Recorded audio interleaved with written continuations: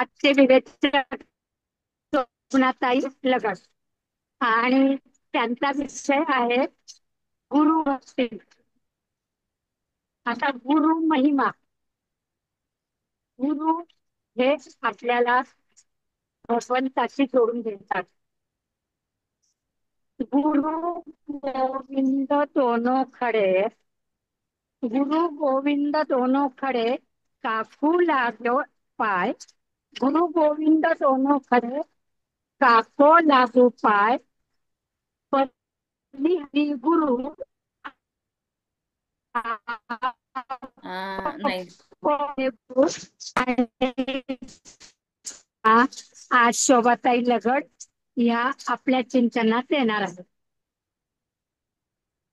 भक्ताला भक्ताला प्रश्न पडतो, गुरु आणि गोविंद दोघं समोर आले तर शरण मी कोणाला जाऊ. तेव्हा प्रभू बोलिला शास्त्री, प्रभू बोलिला शास्त्री, गुरुचे पाय वंदावे. गुरु आपल्याला भगवंताचं दर्शन घडवतात.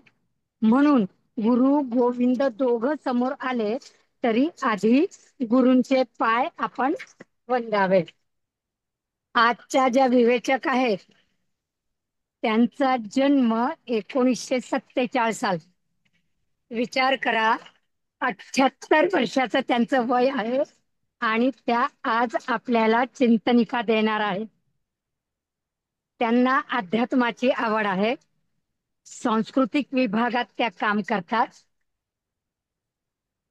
विशेष म्हणजे त्यांची बायपास सर्जरी झाली आहे आणि 3 महिने त्या ऑक्सिजनवर होत्या. पण त्या आज आपल्याला विवेचनासाठी, चिंतनासाठी आपल्या समोर येत आहेत. त्यांच्या वाडवडिलांपासून म्हणजे पंजोबापासून त्यांची 4थी पिढी आणि त्यांचे भाचे 5वी पिढी आजही ते अक्कलकोटच्या स्वामी समर्थांचे भक्त आहेत. त्यांनी जीवनात प्रचंड संघर्ष केलाय. विचार करा, 1947चा जन्म. त्या काळी स्त्रियांना कोणतीही बाहेर जाण्याची मुभा नव्हती, शिक्षणाची मुभा नव्हती. परंतु त्यांच्या कुटुंबाने त्यांना साथ दिली, मिस्टरांनी साथ दिली आणि म्हणूनच त्या आध्यात्मिक प्रगती करू शकल्या. मुंबईमध्ये त्यांनी नोकरी केली आहे आणि आता त्या चिंचवडला राहतात. आणि खरं म्हणजे आजची त्यांची जिद्द वाखाणण्याजोगी आहे. आणि आता आपण त्यांनाच ऐकूया, कारण त्यांच्या चिंतनातूनच आपल्याला त्यांची खरी ओळख होणार आहे. मी काय बापडी त्यांची ओळख करून देणार, माझी तर पात्रताही नाही त्यांची ओळख करून द्यायची. शोभनाताई, जय श्री कृष्ण. बोला. तुम्ही तुमच्या चिंतनाला सुरुवात करा हो हो आणि तुम्हाला खूप खूप शुभेच्छा. हो हो तुमचा व्हिडिओ सुरू करा, तुमचा व्हिडिओ बंद आहे. हो हो नाही नाही, चालू आहे, चालू आहे ते. ओके हो हो ओके ओके. मी बसमध्ये आहे त्यामुळे डिस्टर्बन्स जास्त आहे. हो ना, हो हो, मला बसचं दिसतोय वरचं छत. काही हरकत नाही, चालू करा ताई. ओके हा ओके ओके ओके. हा. खूप खूप शुभेच्छा तुम्हाला. करा आपण सुरू. मी गेले ना, मी गायब झाले सुचेता ताई. हो, हा सुरू. हा हा. हा, सुरू करा ताई. हो हो, सुरू करा ताई. आपण माझा चेहरा गेला की परत. हो हो, हो आहे आहे. हो. सर्वांना जय श्री कृष्ण. आता आपण ऐकूया शोभाताई लगड यांना. करा सुरू ताई. हा, आला आला आला आला रे आला. आला आला आला. काय करणार. हा हा. आता नमस्कार. मी शोभना नमस्कार. मी शोभना लगड. अं, मी आज गुरु हा विषय निवडला येस. याच्यासाठी, विवेचनासाठी. हम्म. आणि मी आता सुरुवात करते. श्री गणेशाय नमः. ओम गम गणपतीये नमः. गुरुर्ब्रह्मा गुरुर्विष्णू गुरुर्देवो महेश्वरा. गुरुर साक्षात परब्रह्म ब्रह्म तस्मै श्री गुरुवे नमः. गुरु हा माझा जिव्हाळ्याचा विषय आहे. गुरूंबद्दल कितीही बोललं तरी ते कमीच आहे. आपले शब्द अपुरे पडतील एवढे गुरूंची महती आहे. म्हणून जेव्हा सुचेताताईंनी मला सांगितलं की तुम्ही विवेचन कराल का, विषय तुमच्या आवडीचा कुठलाही घ्या, मग मी असा विचार केला की गुरु आपला खरंच जिव्हाळ्याचा विषय आहे आणि गुरूंवर आपली नितांत श्रद्धा आहे आणि गुरूंबद्दल आपल्या मनामध्ये अपार प्रेम आहे. हेच आपण आपले विचार आपण इतरांना सांगण्याचा प्रयत्न केला तर काय हरकत आहे. म्हणून मग मी विवेचन करण्याचा हा निर्णय घेतला. विवेचन हा प्रकार मी आयुष्यात पहिल्यांदाच करते. ह्याच्या आधी विवेचन वगैरे प्रकार कधी केला नव्हता. त्यामुळे जर काही कमी अधिक बोललं गेलं किंवा चुकलं कुठे बोलताना वगैरे तर तुम्ही सगळे मला मोठ्या मनाने माफ कराल याची मला खात्री वाटते. आता गुरूंचं तत्व सांगायचं झालं खरं तर न गुरोरधिकम तत्वम न गुरोरधिकम तपः न तत्वज्ञानात परम नास्ती तस्मै श्री गुरुवे नमः. म्हणजे गुरूंच्या पेक्षा दुसरं कुठलं श्रेष्ठ तत्व नाही. गुरूंच्या शिवाय अन्य कोणतेही तप नाही. तत्वज्ञानापेक्षा अन्य काहीही श्रेष्ठ नाही. अशा गुरूंना माझा अंतःकरणापासून नमस्कार असो. तुम्हाला जर परमेश्वराची कृपा प्राप्त करून घ्यायची असेल तर आधी गुरूंची आराधना करायला लागते. का गुरुच तुम्हाला परमेश्वरापर्यंत जाण्याचा रस्ता दाखवतील. त्यांचं तुम्ही एकदा बोट धरलं की ते तुम्हाला तुमच्या इच्छित स्थळापर्यंत अगदी सुखरूपपणे नेतील हे नक्की. आता बघा, गुरुविण कोण दाखविल वाट, आयुष्याचा पथ हा दुर्गम, अवघड डोंगर घाट. म्हणजे ऐकलाच हे गाणं, सुधीर फडकेंनी फार सुंदर म्हटलंय गाणं. तर अज्ञानाचा अंधकार दूर करून ज्ञानाच्या प्रकाशाची वाट दाखवणाऱ्या गुरूंचे मनापासून स्मरण करा. कारण गुरु हे कोण आहेत? कोण आहेत गुरु? गुरु ईश्वर तात माय, गुरुविण जगी थोर काय. गुरु ईश्वर तात माय, गुरुविण जगी थोर काय. गुरवे नमः, गुरवे नमः, गुरवे नमः, गुरवे नमः. प्राणासह भरून श्वास ज्ञानाचा दे प्रकाश. प्राणासह भरून श्वास ज्ञानाचा दे प्रकाश. करण्या मतीचा विकास कोण दुजा गुरु शिवाय. गुरवे नमः, गुरवे नमः. गुरुच सूर्य आकाशी, गुरु तारा रम्य शशी. गुरुच सूर्य आकाशी, गुरु तारा रम्य शशी. तोच अग्नि जल राशी, तोच अग्नि जल राशी. ओलांडून विश्व जाय. गुरवे नमः, गुरवे नमः. पुढे बघूया आता. गुरु पूजा विधी निहाय, गुरु अपार गुण निधान. गुरु पूजा विधी निहाय, गुरु अपार गुण निधान. स्वर्गाहून गुरु महान, स्वर्गाहून गुरु महान.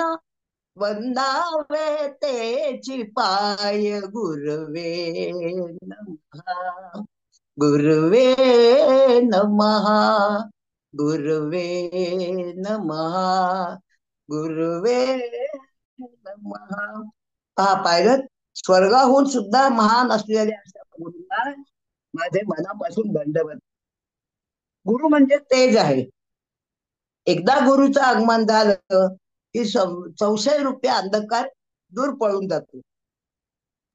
गुरु म्हणजे अशी एक कृपा आहे जी भाग्यवान लोकांनाच लाभते, आणि काहींना ती लाभते पण त्यांना समजतच नाही की आपल्याला गुरुची कृपा झाली ती, कारण त्यांच्या विचारांची कुवतच तेवढीच असते. तर आता प्रत्येक व्यक्तीच्या यशाच्या मागे गुरूंचाच हात असतो. त्याच्याशिवाय यश प्राप्त करण्यास अवघड जातं. प्रत्येक गुरूंचे आणि गुरूंवर तुमची श्रद्धा असायला लागते. गुरूंवर श्रद्धा हवे तरच हे सगळं घडतं. गुरूंना तर देवापेक्षाही श्रेष्ठ मानलेलं आहे. आता त्याचं मी तुम्हाला एक उदाहरण सांगते. म्हणजे मला पक्क माहिती नक्की माहिती, पण माझ्या वाचनात आलेले आहे. तर संत कबीर यांच्या घरी एकदा त्यांचे गुरु गेले आणि सोबत बरोबर परमेश्वर भगवंतही होते. ते गेल्या कबीरांनी पाहिलं आपल्याकडे हे दोघं आले, तर त्यांना प्रश्न पडला की आता माझ्या गुरूंना नमस्कार करू आधी का परमेश्वराला नमस्कार करू. कारण माझ्या घरी परमेश्वर येण्याची शक्यता खूपच कमी आहे, पण माझ्या गुरूंनी त्यांना आणलं, माझ्या गुरूंमुळे मला परमेश्वराचं दर्शन झालं. मग मी आधी गुरूंनाच नमस्कार करायला पाहिजे, मग परमेश्वराला. म्हणजे बघा, कबीरांनी पण दाखवून दिलं की परमेश्वरापेक्षा सुद्धा श्रेष्ठ स्थान गुरुच आहे.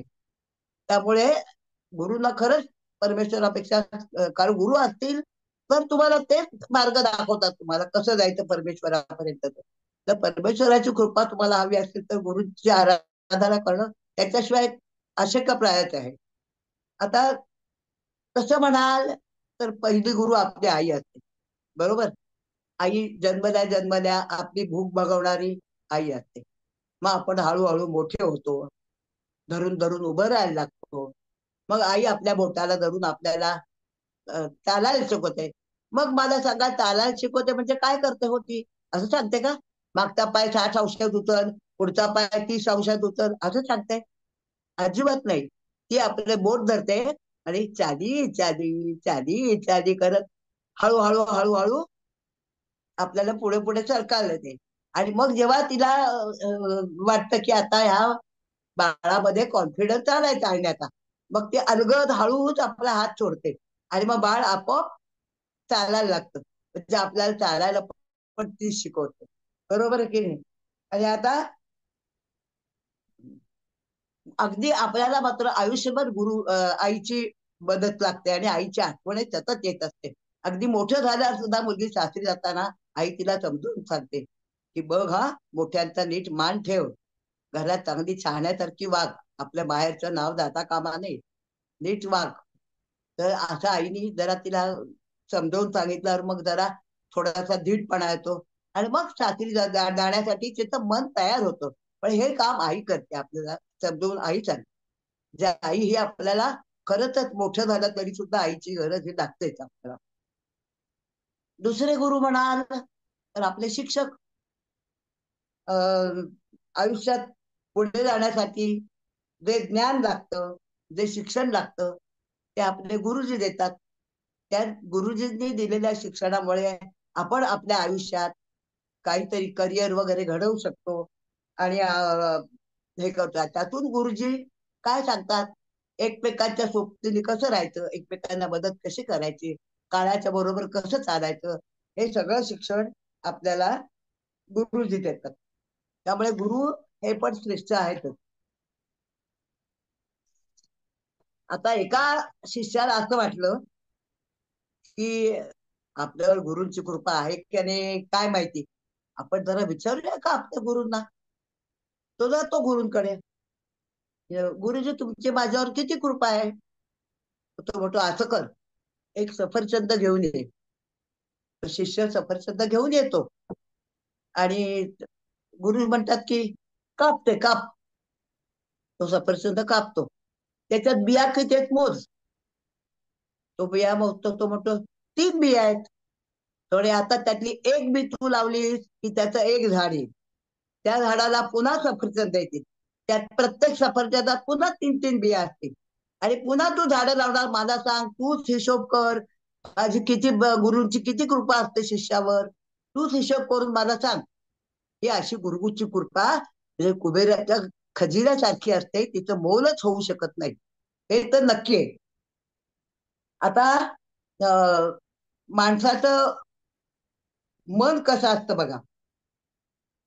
आपल्या मनाप्रमाणे जर एखादी गोष्ट घडली तर समाधान असतं, पण जर का आपल्या मनाविरुद्ध एखादी जरी गोष्ट घडली तरी त्या माणसाच्या मनात येतं, मी एवढी पोथी वाचतो, एवढं पुराण करतो, देवळात जातो, सगळं देवाधर्माचं करतो, देवपूजा करतो, सगळं करतो, माझ्याकडे देव बघतच नाही.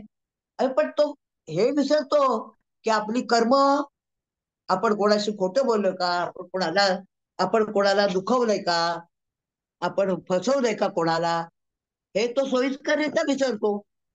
आता मला सांगा, ही कर्म आपल्याला जे मिळतं त्यामध्ये आपल्या कर्मानुसार आपल्याला सगळं मिळत असतं. आपली कर्म जर बरोबर नसतील तर आपल्याला कसं मिळणार सगळं. आणि आणि शिवाय गुरूंवर श्रद्धा तर हवी, त्याच्याशिवाय गुरु तुमच्याकडे बघणार पण नाही. त्यांना अजिबात अशी क्रोध असलेले, कपट असलेले, असे लोकांचा दुस्वास करणारे असे माणसं गुरूंना अजिबात आवडत नाहीत. ते त्यांच्याकडे बघत सुद्धा नाहीत. त्यामुळे आपल्या अंगात नम्रता हवी, पुन्हा प्रेम हवं दुसऱ्याच्याबद्दल. हे सगळ्या गोष्टी असतील तर गुरु तुमचा विचार करतील. आता गुरुंची कृपा आपल्याला लाभणं ही खूप भाग्याची गोष्ट आहे. तर ही जी झाली कृपा तरी आपल्याला कळत नाही. आता आपल्याला असं वाटतं की बघा, माझ्या शेजारणीकडे बंगला आहे, गाडी आहे, सगळं आहे, आणि मी एवढं सगळं पोचाबित्त वाचून माझ्याकडे अजिबात काही नाहीये. गुरुची तिच्यावरच कृपा जास्त आहे, आपल्याकडे काही बघत पण नाही. असं नाही बरं, असं नाही. छोट्या छोट्या गोष्टीतून सुद्धा आपल्याला गुरुकृपा मिळते. तर मी तुम्हाला एक उदाहरण सांगते की आपण आता समजा एखाद्या बसमधनं लोकल प्रवासाला चाललोय, बसमधनं लोकल प्रवास करायला, तर बस खचाखच भरलेली असते, स्टँडिंग सुद्धा फुल असते, जे उभं राहायला सुद्धा जागा नसते, आणि तुम्ही कसे तरी तिथं त्या एका सीटला धरून उभे राहिलेले असतात. आणि थोड्या वेळाने म्हणतात, हे परमेश्वरा, माझे पाय खूप खूप दुखायला लागले उभं राहून. असं तुम्ही नुसतं म्हणाल तरी काय चमत्कार घडतो. तुम्ही ज्या सीटला धरून तिथं उभे असतात तिथला माणूस उठतो, त्याचा स्टॉप आला म्हणून, आणि तुम्हाला ती सीट बसायला मिळते. ही गुरुकृपाच आहे. एवढ्या सगळ्या माणसांच्या मध्ये तुम्हाला एकट्याला तिथं सीट मिळाली बसायला उभा असताना, ही गुरुकृपा नाही तर काय आहे. अजून एक उदाहरण सांगते दुसरं, की तुम्हाला एखादी मैत्रीण भेटावी असं खूप इच्छा असते, कारण तुमचं तिच्याकडे खूप महत्वाचं काम असतं, तिला काहीतरी निरोप सांगायचा असतो. सकाळपासून तुम्ही तिला फोन करता, तिची खूप आठवण करता, फोन करता, तिचा फोन काही लागत नाही, बंद असतो. काय करायचं, काय करायचं, कसं हिला गाठायचं, कसा हिला निरोप सांगायचा, मोठा प्रश्न पडतो. तर मग दिवसभर बेचैन होता तुम्ही, अरे अरे आपलं हे काम झालं नाही, आपलं हे काम झालं नाही. आणि संध्याकाळी तुम्ही भाजी आणायला खाली उतरता आणि समोरून ती येताना दिसते. मग आपण, अगं तुला तुला मी तुझीच आठवण काढते सकाळपासून, तुझ्याकडे माझं काम आहे महत्वाचं, बरं झालं ग बाई भेटते. आता ही भेटली, तिला तुमच्या समोर कोण घेऊन आलं. तुमचं काम होतं दिवसभर, तुम्ही तिची आठवण काढतात, ती स्वतःच ती तुमच्या समोरून आली. ही पण एक गुरुकृपाच आहे. पण तुमचा विश्वास हवा, याच्यावर तुमचा विश्वास हवा, तर तुम्हाला ते पटेल, नाही तर काय शक्य नाही. आता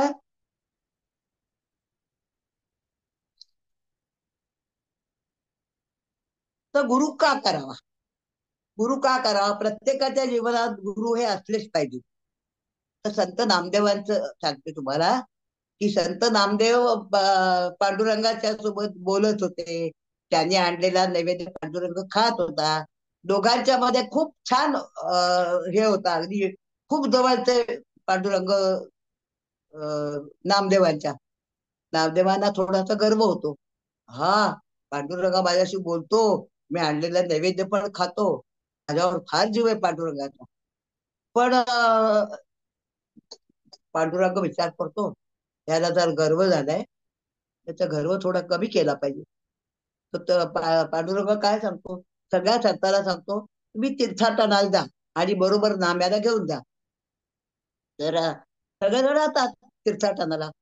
जाता जाता मध्ये गोरोबाच्या घरी सगळेजण जातात. गोरोबाच्या घरी गेल्यावर, गोरोबा म्हणजे संत गोरा कुंभार, गोरोबाच्या घरी जातात. गोरोबा काय करतात, हातात थापटी असतेच त्यांच्याकडे.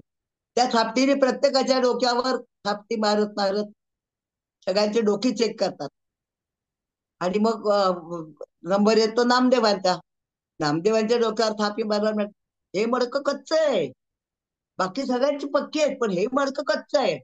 नामदेवाला खूप राग येतो.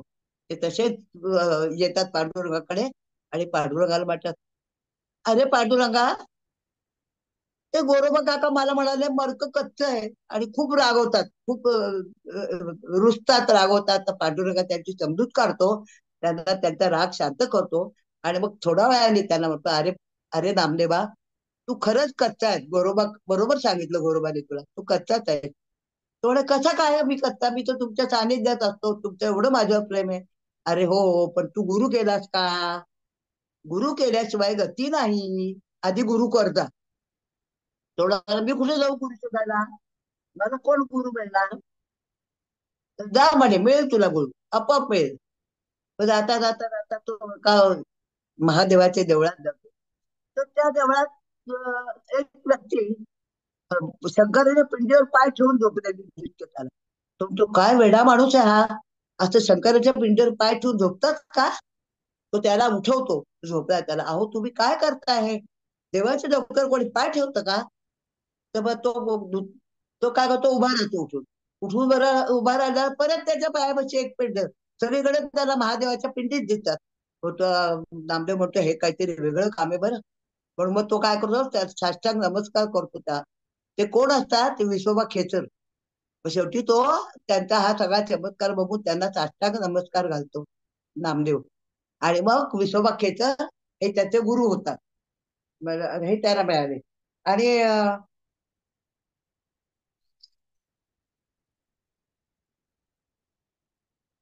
प्रत्येकाने गुरु केले. नामदेवांना विसोबा खेचर मिळाले, पण प्रत्येकाने गुरु केले. आपण पुढच्या भागात बघणार तो कोणी कोणी कोणते कोणते गुरु केले.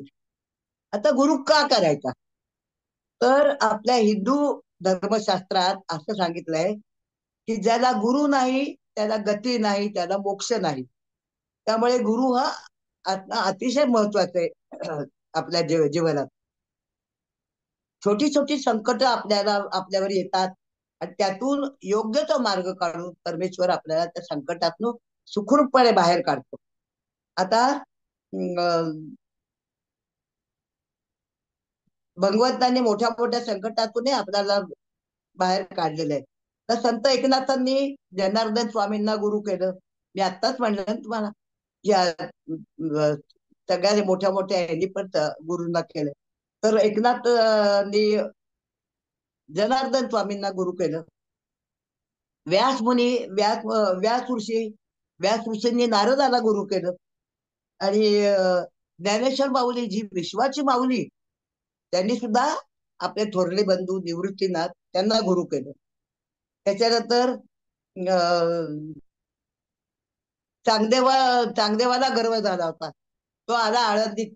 शेवटी मुक्ताबाईने त्याचा गर्व हे केला आणि चांगदेव मुक्ताबाई गुरु झाली चांगदेवांची. ते असे प्रत्येक, आता हे जग सगळे संत होते म्हणजे यांना काय कमी होतं, त्यांना सगळं ज्ञान होतं, त्यांच्याकडे सगळं व्यवस्थित सगळं होतं, तरी सुद्धा त्यांनी गुरु केले. का केले, काहीतरी त्याच्या मागे कारण असेल ना. एवढे संत असून सुद्धा त्यांनी गुरु केले. काय महत्व असेल गुरुला एवढं, बघूया आपण. मला महाभारतात एक कथा ऐकली आहे कधी, तर ती मला सांगावी अशी वाटते की द्रौपदीचा विवाह प्रसंग, म्हणजे द्रौपदीचा विवाह असतो आणि त्या द्रुपद राजाने पण लावलेला असतो. त्यांनी वरती चक्र लावलेलं असतं, त्या चक्रावर मासा लावलेला असतो आणि खाली पाण्याचं भांड ठेवलेलं असतं मोठं. त्याचा असा प्रण असतो की त्या खाली पाण्यात बघून वरच्या माशाचा डोळा फोडायचा. हे जो करेल त्याला द्रौपदी माळ घालेल. सगळेजण येतात, एक एक राजकुमार. काही काही ना ते काही काही ना काय, कोणाला ते धनुष्य उचलता पण येत नाही, कारण ते धनुष्य असतं महादेवाचं. त्यामुळे बाकी कोणी ते धाडसही करू शकत नाही. अर्जुनाची पाळी येते. अर्जुन म्हणतो बघतो प्रयत्न करून, जमलं तर. पण तो जातो कृष्णाकडे आणि कृष्णाला म्हणतो असं असं कर. कृष्ण म्हणाला तुला जेवढं जमेल तेवढं तू कर, उरलेलं मी करतो बाकीचं. तर म्हणे पण तुला जमेल तेवढं कर. मग कृष्णा धनुष्य मीच उचलणार, बाण मीच लावणार, माशाचा डोळा मीच फोडणार, तू काय करणार. त्याच्यावर कृष्ण म्हणाला हे बघ, ते पाणी जे ठेवलंय ना खाली, ते पाणी अस्थिर आहे. ते फिरायला लागलं की प्रतिमा व्यवस्थित दिसणार नाही तुला. मी ते पाणी स्थिर करतो. ते पाणी स्थिर केलं की माशाची प्रतिमा बरोबर त्या पाण्यामध्ये येईल आणि तुला त्या माशाचा डोळा फोडणं सोपं होईल. तर मग पटतं अर्जुनाला. तर अर्जुन नमस्कार करतो कृष्णाला, जाऊन त्याचा तो पट जिंकतो आणि द्रौपदीशी त्याचा विवाह होतो. तर मग म्हणजे काय करतात भगवंत, कशी मदत करतात बघा. आता ते पाणी जे असं अस्थिर होतं ना, तसंच माणसाचं मन पण अस्थिर आहे. कधीही ते स्थिर नाही, अस्थिरच आहे. घटके तिकडे घटके तिकडे, आणि हा विचार घटकेत डोक्यात येईल, तो विचार घटकेत डोक्यात येईल. त्यामुळे अं म्हणून आपल्याला गुरु का पाहिजेत, हे आपल्या मनाला स्थिरता देण्यासाठी गुरु पाहिजे. आणि या अस्थिर मनाला स्थिर करण्याचं काम करून आपलं मन एकाग्र होण्यासाठी गुरु आपल्याला मदत करतात. आता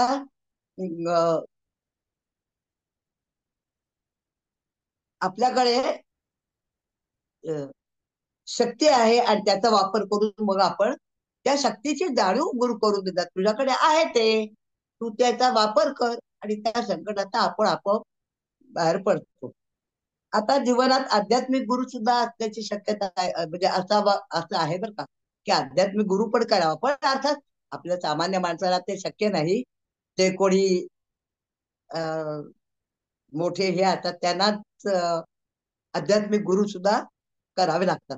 तर आता आध्यात्मिक गुरु करायचं म्हणजे काय करायचं, तर रोजच्या व्यवहारात आपण नोकरी, धंदा, व्यवसाय सगळं करतोच. पण ते काय करतो, कारण अन्न, वस्त्र, निवारा ही आपली प्राथमिक गरज आहे. प्राथमिक गरजा पूर्ण करण्याकरता माणूस नोकरी, धंदा, व्यवसाय ते सगळं करतो. पण मला सांगा, हे आपल्या आयुष्यात एखादा तरी ध्येय असतं का पुढे, या अमक्या अमक्यासाठी मी नोकरी करतो, हे मला ध्येय गाठायचं आहे म्हणून मी नोकरी करतो, असं नसतं. तुम्ही नुसतं आपलं चाललाय, संसार चाललाय, तसा चाललाय, नोकरी चालली, मुलाचे शिक्षण चालले, हे सगळं राडगाडगं चालूच असतं. पण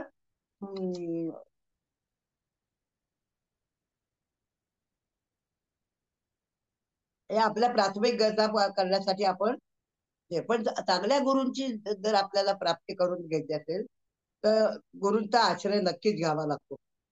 चांगला गुरु म्हणजे कोण, तर भगवंत असं म्हणतात की माझी प्राप्ती जर तुला करून घ्यायची असेल, मी कोण, तू कोण, तुझ्यात माझ्यात काय संबंध आहे, तुझं माझं काय नातं आहे, हे जर तुला जाणून घ्यायचं असेल तर तुला अधिकृत गुरु करावा लागेल. आता अधिकृत गुरु करायचं म्हणजे काय, अधिकृत गुरु म्हणजे गुरु शिष्य परंपरेतून, अधिकृत गुरु शिष्य परंपरेतून आपल्याला गुरु शोधावे लागतील. अधिकृत परंपरा म्हणजे त्या 4 प्रकारच्या आहेत. अधिकृत परंपरा म्हणजे कुठल्या, त्या 4 प्रकारच्या आहेत. त्यातला पहिला प्रकार म्हणजे ब्रह्म संप्रदाय. ब्रह्म संप्रदाय म्हणजे काय, तर ब्रह्मरूपाने, म्हणजे म्हणजे ब्रह्माने ईश्वराला पाहिलंय, बरोबर. मग ज्याने भगवंताला पाहिलंय तसे गुरु करायचे. नाहीतर दुसरा प्रकार आहे की श्री संप्रदाय. आता श्री संप्रदाय, श्री म्हणजे लक्ष्मी, ही लक्ष्मी त्याच्या चरण सेवेत असते भगवंताच्या, म्हणजे तिने परमेश्वराला पाहिलेले, भगवंताला पाहिलेले आहे. मग ही श्री संप्रदायातला गुरु केला तरी चालेल. तिसरा प्रकार काय आहे? कुमार संप्रदाय. कुमार संप्रदाय म्हणजे काय, तर ब्रह्माची मुलं आहेत चारी. त्या चारी मुलांनी भगवंताला पाहिलेलं आहे, मग त्या प्रकारातला गुरु केला तरी चालेल. चौथा प्रकार काय आहे, तर चौथा प्रकार म्हणजे अं, रुद्र संप्रदाय. रुद्र संप्रदाय, रुद्र म्हणजे महादेवच. महादेवाचं महादेव तर भगवंताचे परम दैवत, परम हे आहेत. त्यांनी प्रत्यक्ष भगवंताला पाहिलेलं आहे. त्या संप्रदायातला जरी केला तरी चालेल. असे चार प्रकारचे त्यांनी हे सांगितले. पण तुम्हाला असे जर तुम्हाला गुरु करायचे असतील तर त्यासाठी तुम्हाला रोज गीतेचं वाचन करायला पाहिजे. त्या गीतेच्या मध्ये हे सगळं वर्णन त्याच्यामध्ये आलेलं आहे. ते गीता वाचलीत तुम्ही की त्यातनं तुम्हाला याचं सगळं पूर्ण सखोल ज्ञान मिळेल. आता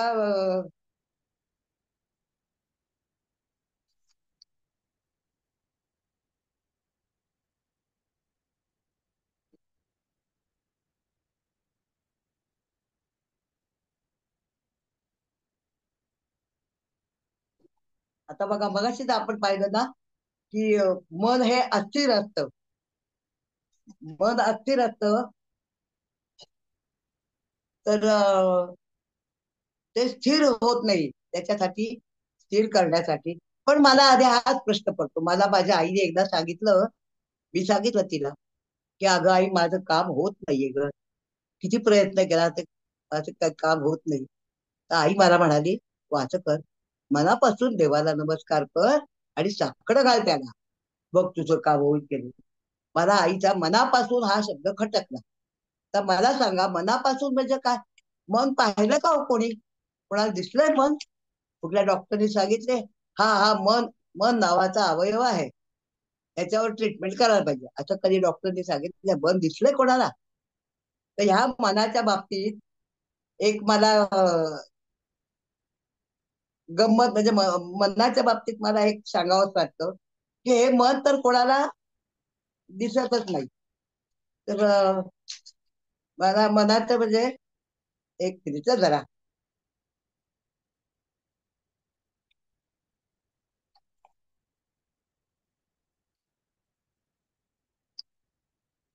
हा मन, मनाचं काय गंमत सांगते तुम्हाला. मन सॉरी, एक पेशंट असतो, तो जातो मानसोपचार तज्ञाकडे आणि त्याला सांगतो, "ओ डॉक्टर, माझं मन काही कशात लागत नाही, मला त्याच्यावर उपाय सांगत आहे." तर डॉक्टर म्हणतात, असं का? तर तू असं कर, चांगली चांगली पुस्तक वाच, पु ल देशपांड्यांचं वाच, वपू काळ्यांचं वाच, चांगली पुस्तकं वाच, त्यातनं तुला तुझं मन रमेल. नाही हो डॉक्टर, वाचायला बिचारायची मला काय आवड नाही, मी देत असलं काय करणार, तुम्ही मला दुसरा उपाय सांगा. डॉक्टर म्हणतात, बरं तू असं कर, छान छान जुनी गाणी ऐक बघ, ती जुनी गाणी ऐकता इतकं छान वाटतं बघ, जुनी गाणी लाव आणि मस्तपैकी तल्लीन हो त्याच्यात. अहो डॉक्टर, ते गाणी बिडी काही नाही, सगळे माझे प्रकार करून झाले, तुम्ही दुसरा उपाय सांगा. आता त्या डॉक्टरला प्रश्न पडतो, याला काहीच पटत नाही. शेवटी डॉक्टर म्हटलं, अरे आपल्या गावात एक पात्री विनोदी प्रयोग आलाय, तू असं कर ना, तू तो पाहिला, आम्ही कालच बघून आले, तुला पण नक्की आवडेल, तू तो बघ, बघ तुझं मन रमेल त्याच्यात. अहो डॉक्टर, तो प्रयोग करणारा मी स्वतःच आहे. म्हणजे हा, हो, हजारो लोकांच्या मनाचं मनोरंजन करतो मी, पण माझं मन कशात लागत नाही. अशा आहे मनाची विचित्र गंमत असते बघा फार. तरी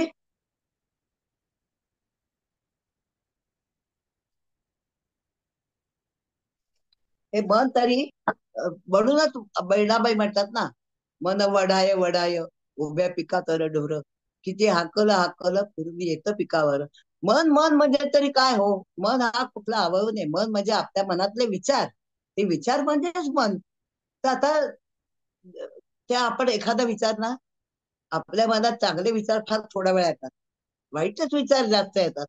कधी या शेजारीने असंच केलं, त्यांनी तसंच केलं, मी तिच्याशी एवढी चांगली वागितली, वागले तरी ते माझ्याचे असं हे असले विचार आपण पुन्हा पुन्हा वळून वळून आपल्या इथे डोक्यामध्ये रजिस्टर करून ठेवतो. हे माणसाचा स्वभाव आहे, तो माणसाचा अगदी स्वभाव आहे. तर मग मन या अशा मनाला, अस्थिर मनाला जर तुम्हाला स्थिर करायचं असेल तर त्यासाठी उपाय एकच, तो म्हणजे गुरूंना शरण जाणं, गुरु शरणाची सेवा करणं. प्रत्येकाच्या आयुष्याला कलाटणी देणाऱ्या, आकार देणाऱ्या प्रत्येकाच्या गुरूंना माझे शतशः प्रणाम. गुरूंच्या नुसत्या अस्तित्वाने शिष्याची साधना होते आणि उन्नती होते. पण अहंकार, इगो असणाऱ्यांना गुरु भेटणं अवघडच आहे. कारण असं आपल्या वागण्यात बोलण्यात नम्रता हवी, गुरूंच्या प्राप्तीची तळमळ हवी, ती असेल तरच गुरु भेटेल. हो, प्रत्यक्ष दत्तात्रयांनी 24 गुरु केले. सद्गुरु दत्तात्रयांच्या आपण जो मंत्र म्हणतो ना, दिगंबरा दिगंबरा श्रीपाद वल्लभ दिगंबरा, जो मंत्र म्हणतो त्या मंत्राचा अर्थ पाहूया आपण जरा. दिगंबरा दिगंबरा श्रीपाद वल्लभ दिगंबरा.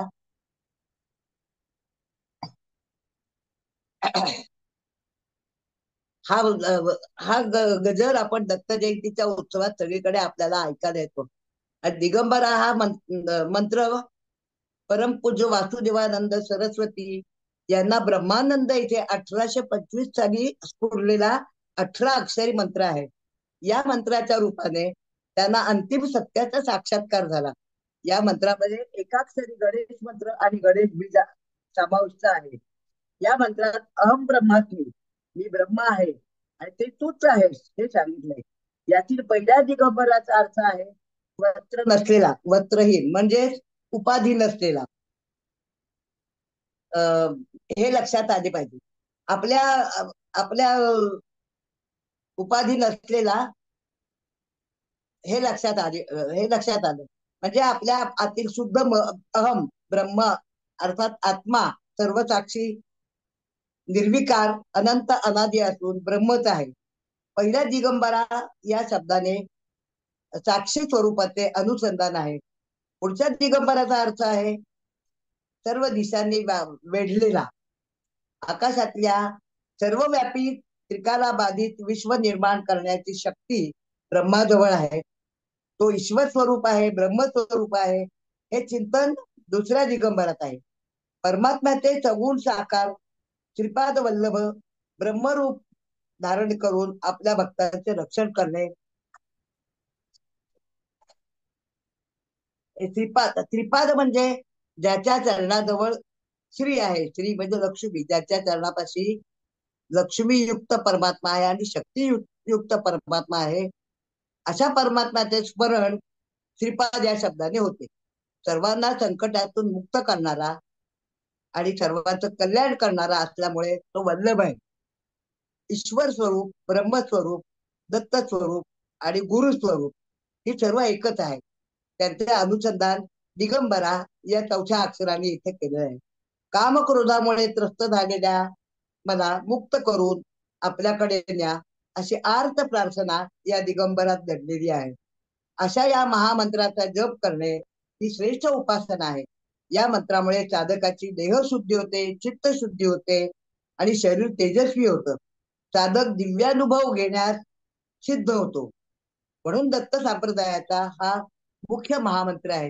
म्हणून आपण दिगंबरा दिगंबरा आपण दत्ताच्या देवळात एरवी जरी नाही जमलं तरी गुरुवारी आपण निदान जावं दत्ताच्या देवळामध्ये.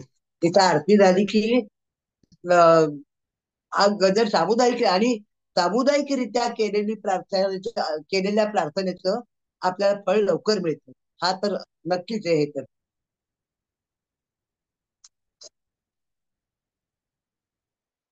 आता त्या ज्या आपण दत्त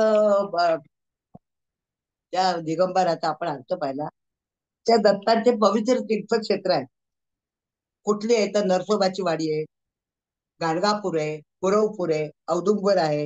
हे त्यांना पवित्र दत्तक्षेत्र म्हणून प्रसिद्ध आहेत. कृष्णाकाठच्या औदुंबर येथे नरसिंह सरस्वती आपल्या तीर्थाटनाच्या दरम्यान औदुंबर येथे त्यांचा निवास होता. ते मनोहारी वनामध्ये वास्तव्यास होते. त्या ठिकाणी त्यांनी औदुंबर वृक्षाचा महिमा सांगितला. औदुंबर वृक्षात माझा नेहमी वास असेल असंही त्यांनी सांगितलं. तीर्थाटनाच्या दरम्यान चातुर्मासाचे अनुष्ठान त्यांनी त्याच ठिकाणी केले. नृसिंह सरस्वतीच्या वास्तव्याने पुनीत झालेलं औदुंबराचे वन आता दत्तक्षेत्र औदुंबर म्हणून प्रसिद्ध आहे. ज्यांना जमतं ते जातात, साधना करतात, दर्शन घेतात. ज्यांना जमतं ते जातात. पण अशा या दत्तगुरूंना माझे शतशः प्रणाम. गाणगापूर हे दुसरं दत्तक्षेत्र. त्या गाणगापूरला काय आहे, जे वाईट शक्तींनी ज्यांना वेढा घातलाय, वाईट शक्तीच्या चक्रव्यूहात ज्या व्यक्ती अडकल्या आहेत त्यांची सुटका होण्याचं एकमेव ठिकाण म्हणजे ते गाणगापूर. तिथे गेले की नक्कीच त्यातून आपली सुटका होते. आता नृसिंह सरस्वती कर्दळीवनात गुप्त झाले. त्यानंतर त्यांच्या अंगावर वारुळ झालं. आता हे एक दिवशी लाकूड तोडा जातो त्या कर्दळीवनात, लाकडं तोडायला. तो झाडावर चढतो. लाकडं तोडता तोडता त्याची ती कुऱ्हाड त्या वारुळावर पडते. त्या वारुळावर कुऱ्हाड पडल्यावर ते वारुळ दुभंगतं. वारुळ दुभंगल्यावर आतमध्ये तेजपुंज तेजस्वी अशी साक्षात दत्तगुरूचीच अवतार असलेले, दत्तगुरूचा अवतार असलेले श्री समर्थ स्वामी अक्कलकोटचे हे जसेच्या तसे प्रगट झालेले आहेत. त्यांचं बालपण वगैरे हे कुठे काही अस्तित्वात नाही. ते असेच्या असेच तेजपुंजच प्रगट झालेले आहेत. तर ते त्या कुऱ्हाडीचा घाव अजूनही त्यांच्या मांडीवर आहे. हे अनेक भक्तांनी पाहिलेलं होतं. आता त्यांनी काय केलं, अक्कलकोटमध्ये राहिले, तिथं अनंत लीला दाखवल्या, खूप काही चमत्कार दाखवले, लोकांना मार्गदर्शन केलं, खूप त्यांनी हे केलं. आणि त्यांच्या वास्तव्याने पवित्र झालेलं ते अक्कलकोट हे तीर्थक्षेत्र आजही तिथे खूप गर्दी असते. जे जातात समाधीच्या दर्शनाला आणि सेवा करतात त्याची, त्यांना अजूनही त्याची प्रचिती येते. तुमच्यापैकी कोणी पण त्याची प्रचिती घेतली असेल, नक्कीच घेतली असेल.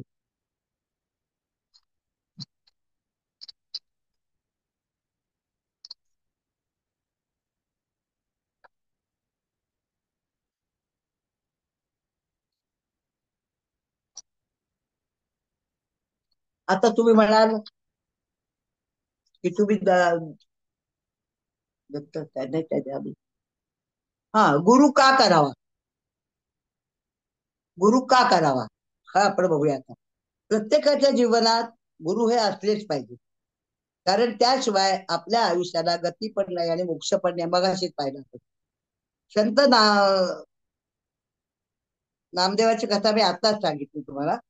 संत नामदेव आता त्या या ज्या सगळ्या संतांनी हे केलं, काय गुरु केले, तर मुक्ताबाईंनी तर काय केलं, मुक्ताबाईंनी गुरूंवर भारूड लिहिलं. मुक्ताबाईंनी स्वतः, म्हणजे अर्थात भारूड आता पण आपलं हे विवेचन वगैरे नाही, भारूड स्पर्धा होत्या तेव्हा रामदास स्वामींनी केलेलं भारूड कोणीतरी म्हटलं, ते पण रेअर आहे. तसंच हे मुक्ताबाईंनी केलेलं भारूड पण फारसं कोणाला माहिती नाही. मी तुम्हाला सांगते काय ते. जाते गुरुच्या घराला नाही मला. मुक्ताबाईने काय केलं, आपले जे षड्रिपू आहेत, लोभ मोह मद मत्सर हे सगळे जे षड्रिपू आहेत, त्यांना तिने सासू सासरे दीर नणंद जावा यांच्या उपमा दिल्या. आणि त्यातनं कसं चटकून बाहेर यायचं आणि कसं दूर सारायचं या षड्रिपूंना, ह्याच्या हे त्या भारुडात सांगितल्या. थोडस सगळं नाही बघता येणार, थोडस बघू. क्रोध व्रतार होता जवळी, बघा नवऱ्याला क्रोधालाच नवऱ्याची उपमा दिली. क्रोध व्रतार होता जवळी, त्याने केली माझ्या देहाची होळी. बुलवून आले ज्याला हो शैलय मला, जाते गुरुच्या घराला होतय नाही करा. अहंकार सासरा दुष्ट फार, त्याने धरिला माझा पदर. चुकवून आले त्याला होतही नाही मला, जाते गुरुच्या घराला होतही नाही मला. माया सासू कठीण भारी, तिने लावली माझ्या गळ्याला दोरी. तडकन तोडले तिला हो गई, होतही नाही मला, ना जाते गुरुच्या घराला होतही नाही मला. कल्पना जाऊ हुशार मोठी, तिने पाडिली साधू संतांची त्रुटी. बघा त्या दाव्याने काय केलं, साधू संतांच्या त्यांनी तिच्यामध्ये साधू संतांपर्यंत जाऊच देत नव्हती ही कल्पना. तर तिने काय केलं, न्हाणीत लोटले तिला होतही नाही मला, जाते गुरुच्या घराला होतही नाही मला. उतर कधीर खराब मोठा, अडवून धरल्या चारी वाटा. सांधीत लोटले त्याला होतही नाही मला, जाते गुरुच्या घराला होतही नाही मला. म्हणे मुक्ताबाई अनुभव खरा, म्हणे मुक्ताबाई अनुभव खरा, सद्गुरूंचे चरण धरा. आनंद झाला मनाला होतही नाही मला, आनंद झाला मनाला होतही नाही मला, जाते गुरुच्या घराला होतही नाही मला. फार सुंदर भारुड लिहिलं मुक्ताबाईने. अरे अगदी रेअर आहे, खरंच रेअर आहे. फार बाकी कुठे मी ऐकलं की एकनाथ महाराजांची खूप आहेत. एकनाथ महाराजांची भारुड 80% भारुड एकनाथ महाराजांनीच लिहिली, पण मुक्ताबाईची भारुडे खूप हे आहेत. आता आपण बघितलं मुक्ताबाईने ते केलं तर हा गुरु का असावा प्रत्येकाच्या जीवनात. नाही, आपण नामदेवाचं बघितलं नाही का बघा. आता तुम्ही म्हणाल की का हो तुम्ही एवढं गुरुचं महत्व सांगताय, गुरु का करावा, कसा करावा, काय करावं हे सगळं सांगताय.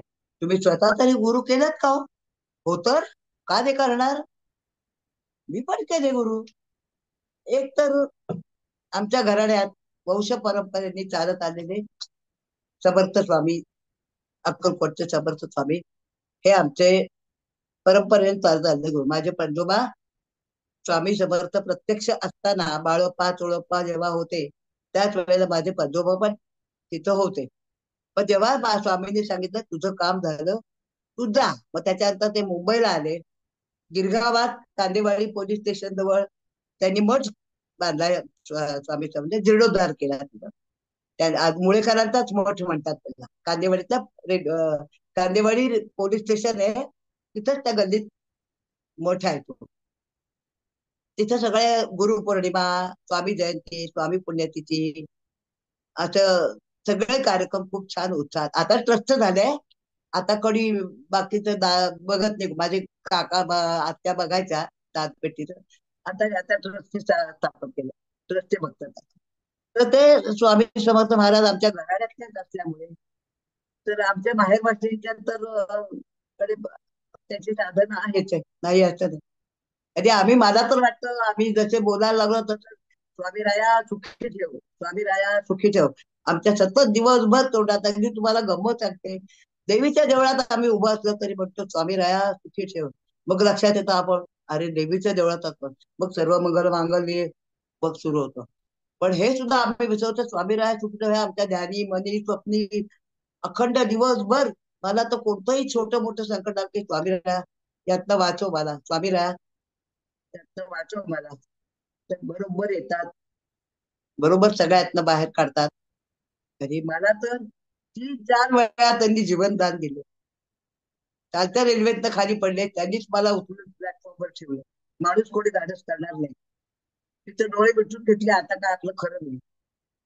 पण मला कोणी असं उचलून प्लॅटफॉर्मवर आणून ठेवलं, कोणी हो कोणी उचललं, मला फक्त अशा आकृती दिसली पाहिजे तिथं. डोळे आता आपलं काही खरं नाही, डोळे मिटून घेतले.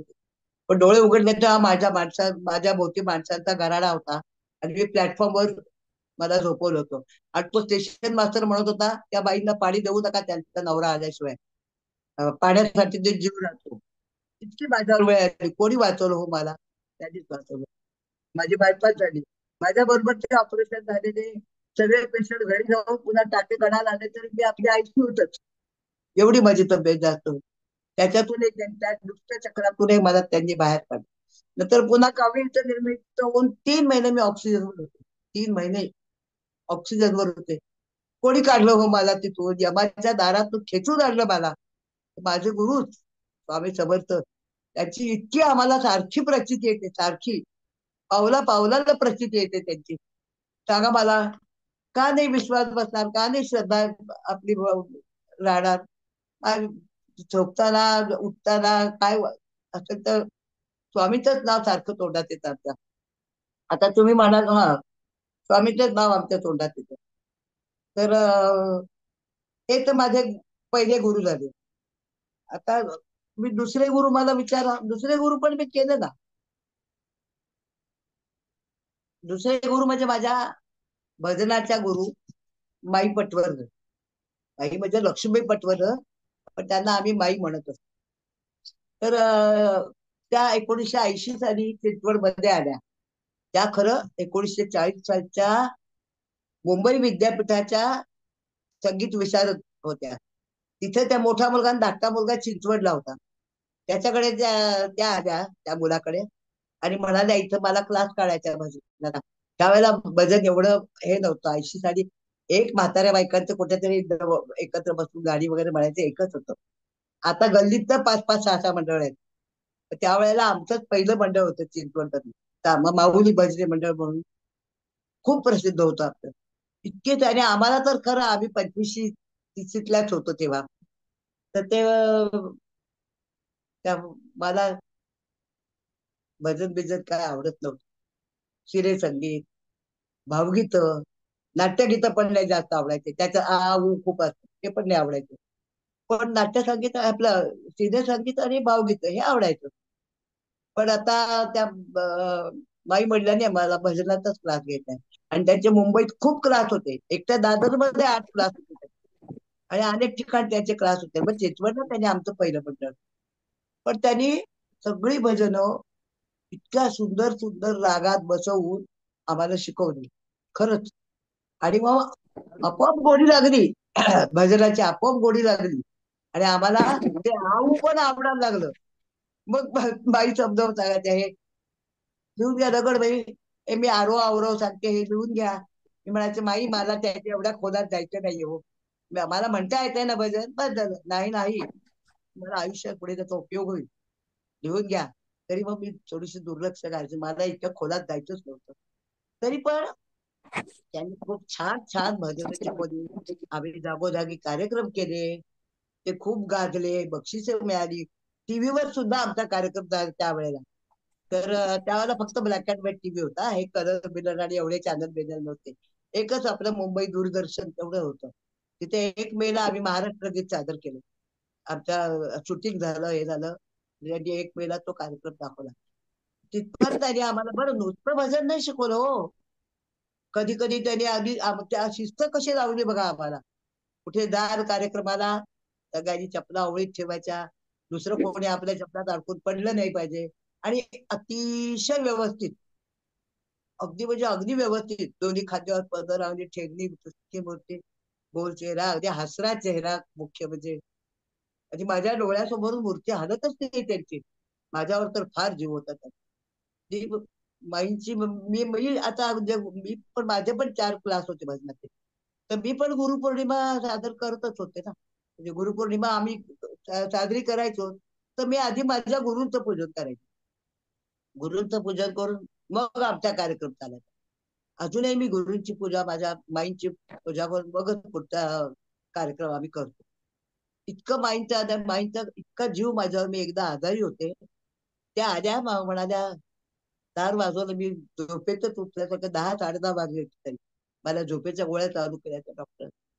त्या बाई म्हणाल्या अहो, मी म्हणे माझा रियाज करून झाला, सकाळी फिरून आले, आंघोळ वगैरे करून आले, फक्त तुम्ही अजून झोपलेला. म्हटलं नाही, माझी तब्येत बरी नाही हो.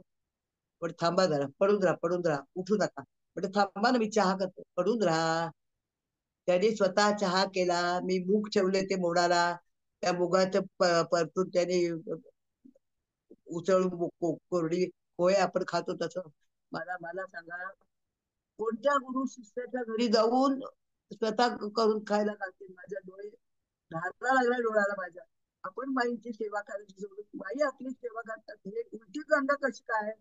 बाई नको, मी करते, तुम्हाला सापडणार नाही. थांबा, पडून राहा तिथं, मी आणून देते तुम्हाला. आणि दोघी मिळून सांगा. मला सांगा, माझ्यासाठी माझ्यावर कोण आहे का? जिथं गुरु स्वतः येऊन आपल्या शिष्याला देतात काय पाहिजे ते. मला अजून मला संगतीच होतो त्यांची आठवण झाली तरी. असे माझ्या त्या गुरु आहेतच खरं. आता मला तुम्हाला सांगते, आणि कार्यक्रम वगैरे आमचे खूपच गाजले, कार्यक्रम वगैरे खूप गाजले. त्याच्यानंतर मी जेव्हा भजन गायला लागले, तर आम्ही पंढरपूरला सुद्धा जाऊन कार्यक्रम केला. एक मंडळ घेऊन गेले ते पंढरपूरला. रुक्मिणीच्या मंदिरात आम्ही कार्यक्रम केला. कोणी बऱ्याच लोकांनी व्हिडिओ काढले, कोणी टेप केले, आणि कोणी काय पडतात. आम्ही पण खूप कार्यक्रम केले, बक्षिसे मिळवली, ट्रॉफी मिळवल्या, खूप खूप करून झाले. आता माझी तब्येत बरी नसल्यामुळे मी बाकीचे सगळे बंद केले ग्रुप. आता काही ग्रुप ठेवले नाही. आता घरी बसून फक्त नामस्मरण करणे. त्यातनं मला बारूड स्पर्धेत भाग घ्यायला मला संधी मिळाली. ते माझ्या एका विद्यार्थ्यांनीच त्याची लिंक टाकली होती. ती आता मुंबईला असते. तिने लिंक टाकली, त्याच्यामुळे मला भारुडामध्ये भाग घ्यायला मिळाला. आणि मग माझ्या एक मंडळ अजून आहे चालत ते, थोड्याच बायका ते चालू होते. त्यातल्या दोघींना मदतीला घेतलं. Hello hello. हॅलो हॅलो, बोला चालेल बोला. ना, बघा, एंडच ऐकायला करते आता. हो हो, चालू द्या ताई. हा, मी ऐकायला एंड लागलं. चालू एंडच करते. ते माईंनी आम्हाला येतंय दिलेल्या ऐकायला. ज्ञानाचं गाठोडं, माईंनी दिलेलं ज्ञानाचं गाठोडं, ज्ञानाची शिदोरी आम्हाला आयुष्यभर पुरली. अजूनही आम्हाला त्याचा उपयोग होतो. एवढं आम्हाला माईंनी सक्षम केलं. तर मला सांगा, ह्या वयात कोण कोणाकडे जात बसलं हो? विचारलं का? जेवलात का? का उपाशी आहात? कोणीही येत नाही विचारायला. पण माझा छंद आहे हा. मला गाणी आवडतात. गाण्याचा छंद असल्यामुळे एका गुरुपौर्णिमेला, दर गुरुपौर्णिमेला आम्ही कोणी कोणी भाषण करायचं, कोणी काय, कुणा काय, कसली उदाहरणं सांगायचं, कोणी काय. मी मात्र दर गुरुपौर्णिमेला माझ्या गुरुवर एक तरी कविता, मला काव्य करण्याचा छंद आहे, तर एक तरी कविता मी माईंच्यासाठी करायची दरवर्षी. एका वर्षी तर एका वर्षी मी जे केलं गाणं, ते ऐकून माईंच्या पण डोळ्यात पाणी आलं. त्यांना इतकं आवडतं ते गाणं की, आणि त्यांच्याकडे मी म्हणून दाखवत होते. त्यांच्या डोळ्यातलं पाणी पण म्हटलं, आपलं गाणं आवडलं बाईला बाबा. खरंच मी आता सगळी नाही कडवं सांगत, मला एखादं कडवं सांगतो बघा.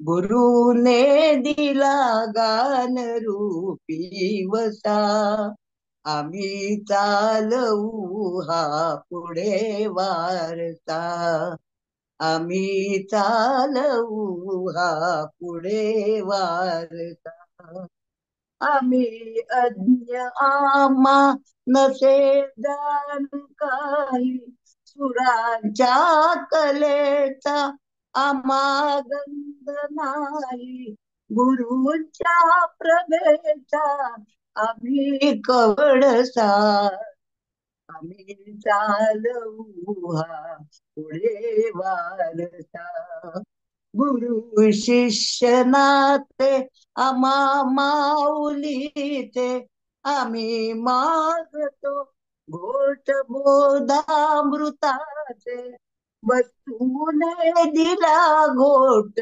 पार्थाचा, आम्ही चालवू हा पुढे वारसा, श्री आमुचाही कृपा छत्र आहे, गुरुच्या गृही ज्ञान सरिता ही वाहे आम्ही घेऊ त्यातून ओंजळ पसा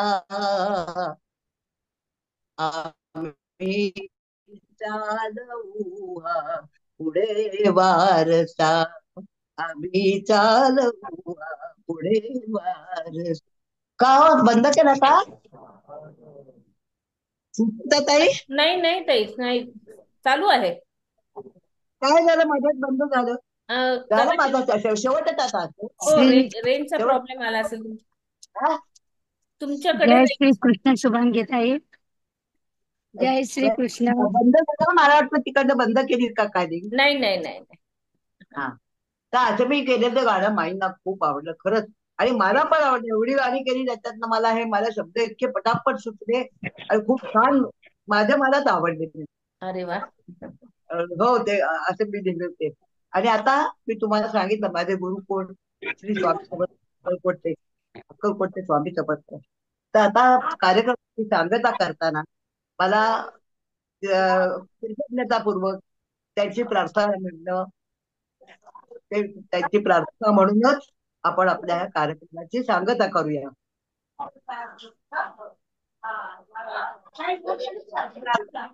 म्हणते आणि आपण सांगता करू. स्वामी समर्था सद्गुरुनाथा बरली माझी झोळी स्वामी समर्था सद्गुरुनाथा भरली माझी झोळी गरजे वेळी सांगत काळी गरजे वेळी सांगत काळी मिळते भाकर पोळी स्वामी समर्था सद्गुरुनाथा भरली माझी झोळी तूच रेखिले भाळी माझ्या जगात येते वेळी तूच रेखिले भाळी माझ्या जगात येते वेळी पाठीशी तुझ्यात दोरीत स्वामीच भोगी नित्य दिवाळी स्वामी समर्था सद्गुरुनाथा बरली माझी झोळी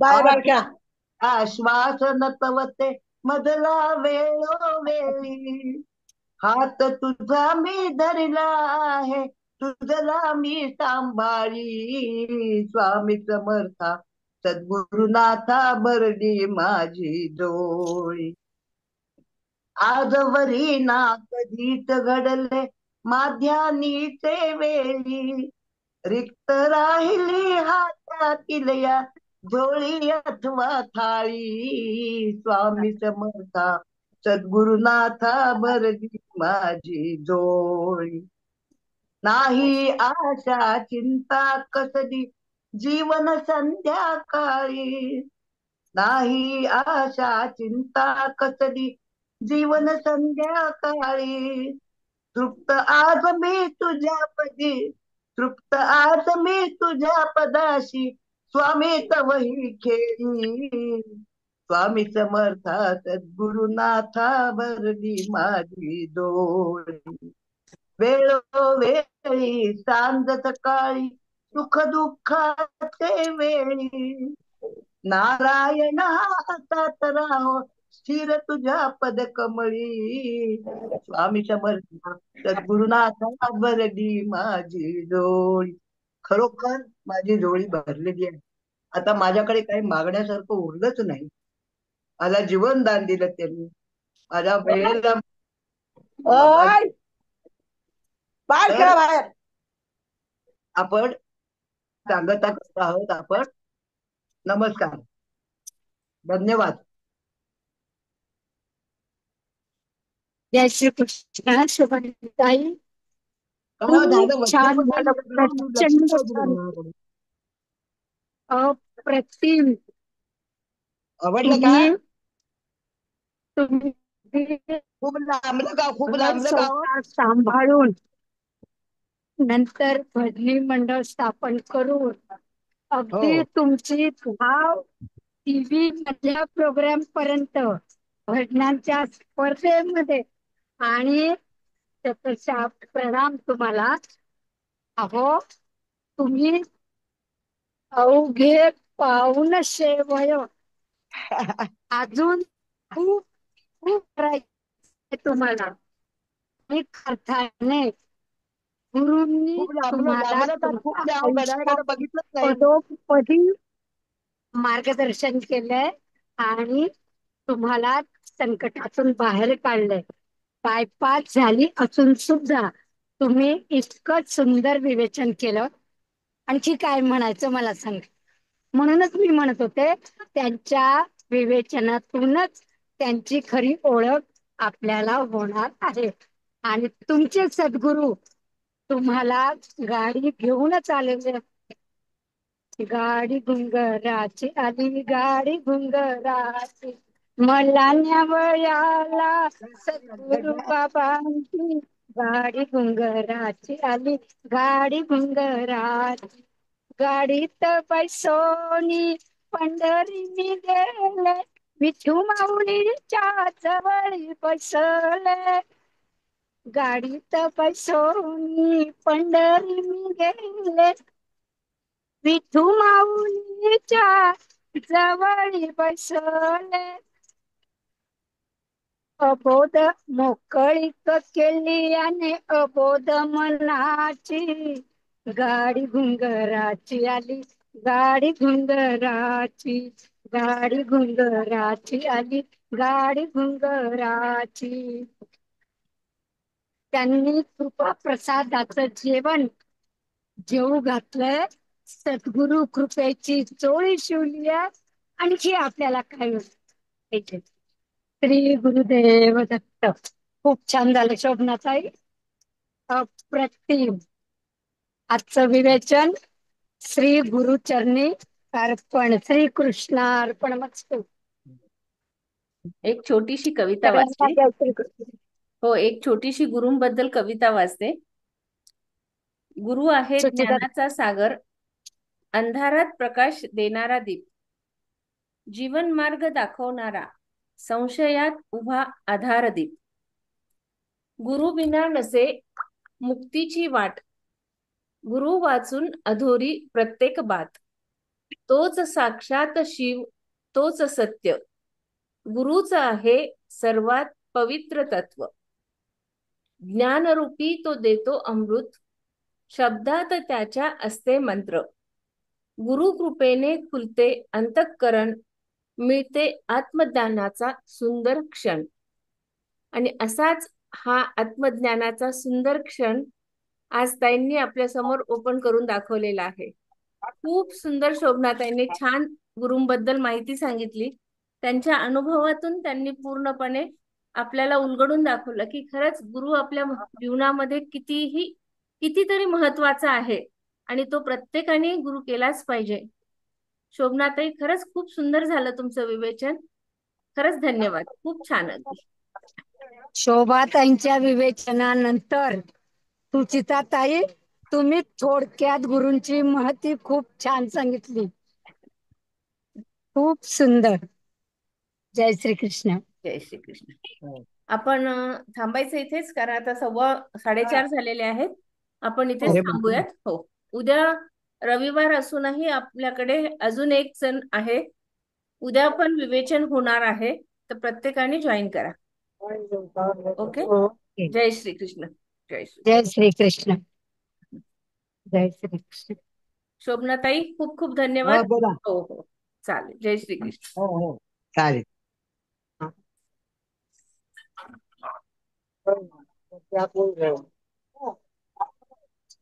एक मिनिट, आपल्याला अंजलीताई बोलतायत. 2 मिनिटं आपण बघूया. अंजलीताई. हा माझ्या अंजलीताई बोलतायत का? हा, माझ्या मावशीने एक गुरुवर स्तवन केलेलं आहे, ते वाचू का म्हणून विचारायला हँड रेस केला होता मी. अच्छा. वेळ असेल तर वाचते, नाही तर मग उद्या वगैरे, काही प्रॉब्लेम नाही. गुरूंबद्दल होतं का? हा, गुरूंबद्दल आहे. बरं, सद्गुरु वाचा, हरकत नाही काय, चालेल. काय मागू सद्गुरूंकडे, सारेच त्याने दिले. अंधारल्या वाटेवर सद्गुरूच झाला दिवा. तुटून पडलो चुकांवर, जैसा सिंहाचा छावा. थोरांपुढे झोकायला सद्गुरूंनी शिकवले. अहमपणा दूर सारून नम्र होण्यास सांगितले. सद्गुरूच माझा पाठीराखा, सखा माझा सद्गुरू. योग्य मार्गी लावतो माझे भरकटणारे तारू. येती मजवर संकटे, होता माझी फसवणूक. सांभाळून घेतले मज, दावनी आपुली चुणूक. सद्गुरू न सांगे मी, संकटे माझी मोठी. भिडे आधीच सद्गुरू तयास, ठेवून मज पाठी. सुखाची बरसात होता, करतो मजतो समोर. सद्गुरू देवास नित्य स्मरता, मन माझे भाव विभोर. काय सांगू महिमा सद्गुरूंचा, काय वर्णू थोरवी. सद्गुरूच माझा मेघ मल्हार, गुरुच राग भैरवी. आई माझी समर्थ आणि समर्थच माझे गुरु. साथ सद्गुरूंची लाभता, उणा कल्पतरू. झाल्या मजकडून खूप चुका, घडले असतील अपराध. सद्गुरू वीण कोण घेईल, ते सारे पदरात. काया जिजो सत्कारी, मनी सद्गुरु नाम. सद्गुरु देवास वंदन जैसे, पुण्य गंगा स्नान, पुण्य गंगा स्नान. श्री सद्गुरुभ्यो नमः. माझ्या मावशीने हे सद्गुरु स्तवन केलेलं आहे. मला सद्गुरूंचा वेळ वाचायचा जरा मोह झाला, म्हणून मी परवानगी मागितली आणि आपण सर्वांनी दिली. ऐकून घेतले याबद्दल खरंच खूप धन्यवाद. जय श्रीकृष्ण. जय श्री कृष्ण ताई. खूप सुंदर तुमच्या मावशींनी गुरूंची महती वर्णन केली आणि ती तुम्ही वाचून दाखवली. खूप छान. गुरु शिवाय आपल्याला मार्ग मिळणार नाही, त्यामुळे गुरु खूप महत्वाचे आहेत. सद्गुरु मिळणं आपल्या भाग्याची गोष्ट आहे, त्यामुळे प्रत्येकाने गुरु करावा आणि आपला मार्ग सुकर करून घ्यावा. भगवंताकडे जाण्याचा मार्ग गुरुच दाखवत असतात. त्यामुळे आजची गुरु भक्ती श्री कृष्ण चरणी अर्पण. जय श्री कृष्ण. जय जय श्री श्री कृष्ण.